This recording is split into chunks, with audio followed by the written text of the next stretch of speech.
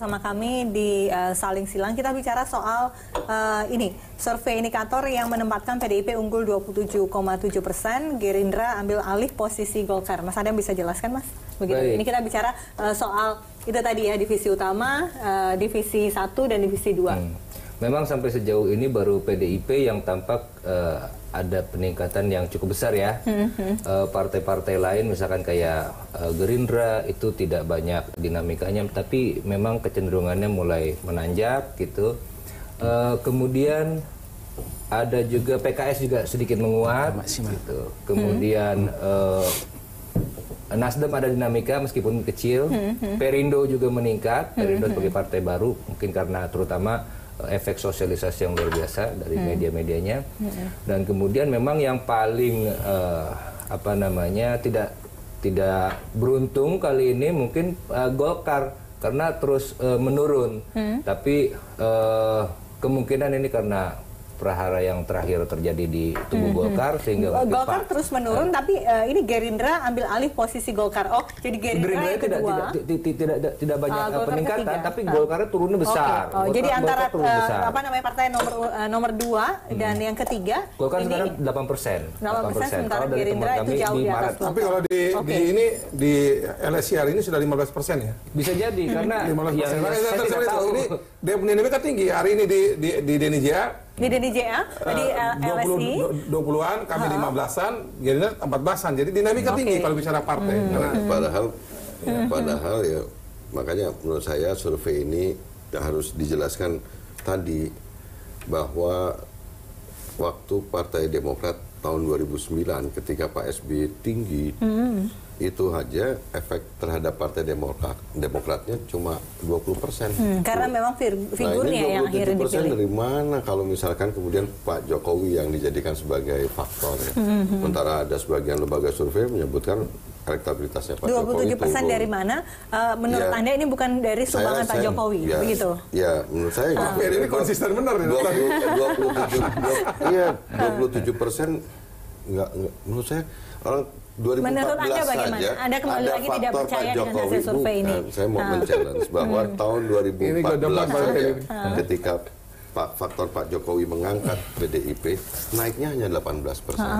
Contohnya kedua, ketika Pak SBY tinggi sekali, efek terhadap Partai Demokratnya cuma 20%. Adakah ini kemungkinan karena efek kepuasan publik terhadap Pak Jokowi yang sedemikian tinggi? Apalagi saya tadi sampaikan mengukur kepuasannya aja, menurut saya tidak segmented. Jadi menurut saya kalau Partai Gerindra 2014 kita 12%.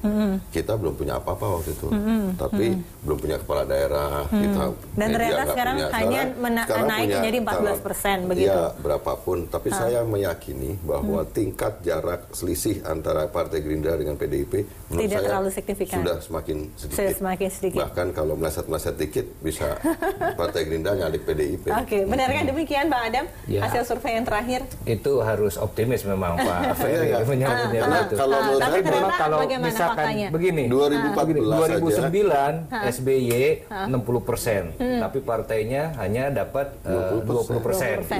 Pilkada partai dulu kan. Kemudian 2014 PDIP hanya dapat 18%, gitu kan.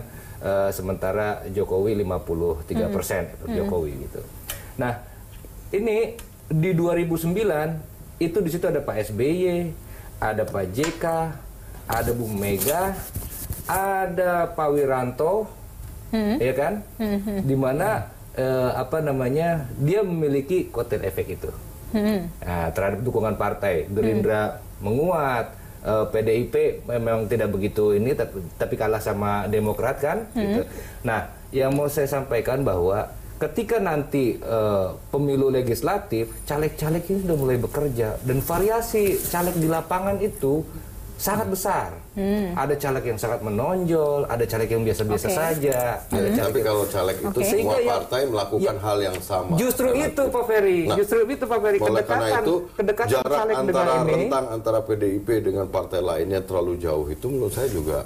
Oleh karena itu bisa berubah. Jadi bukan berubah pasti, tapi jarak terlalu rentangnya terlalu jauh. Saya kira begini. Kita bicara koktail efek itu kan antara presiden terhadap partai. kita bicara kotel efek terhadap citra partai dengan kerja Presiden. Kita caleg di bawah. Ada juga kotel efeknya. Kalau citra partainya bagus, kerja caleg di bawah pasti terbaik. Lebih mudah. Iya. Nah, buat kami kayak misalnya kami Partai Golkar, ini contoh lah misalnya. Saya kira di NTT ini contoh ya. Itu kami sudah sudah mau buat orientasi untuk caleg sampai periode sudah tingkat kedua sekarang. Sudah lebih dari hampir 600 orang misalnya gitu. Kita gerak itu kita punya misalnya. Karena memang kalau kami sudah melihat bahwa mesin kerja dari sebuah partai itu adalah caleg-caleg ini. Karena dia berkepentingan langsung terhadap nasibnya maupun nasib partai maupun nasib. Jadi ketika kita bicara diskusi, saya mohon maaf ya, kita bicara partai ini sekian-sekian itu menurut saya itu masih belum menyentuh pada titik kekuatan dari partai tersebut. Tapi ketika kita bicara caleg, kita mungkin bisa ngecek ya, kualitas dari caleg yang didorong itu berbeda lagi. Misalnya kami di Partai Golkar ini semua caleg sampai tingkat DPR tingkat itu kami survei. Kami bikin 200%. Sepertinya semua partai belum semua partai bikin. Karena orang mau menjadi caleg hari ini, menurut saya mohon maaf ya, tidak semua partai memiliki juga basis, memiliki banyak orang yang mau masuk gitu. Karena sekarang ini pasti akan banyak hal yang terjadi. Sehingga kalau kami mohon maaf ya, ini saya masih ulangi berkali-kali karena ini selalu kami sampaikan. Golkar belajar dari kasus Setia Novanto.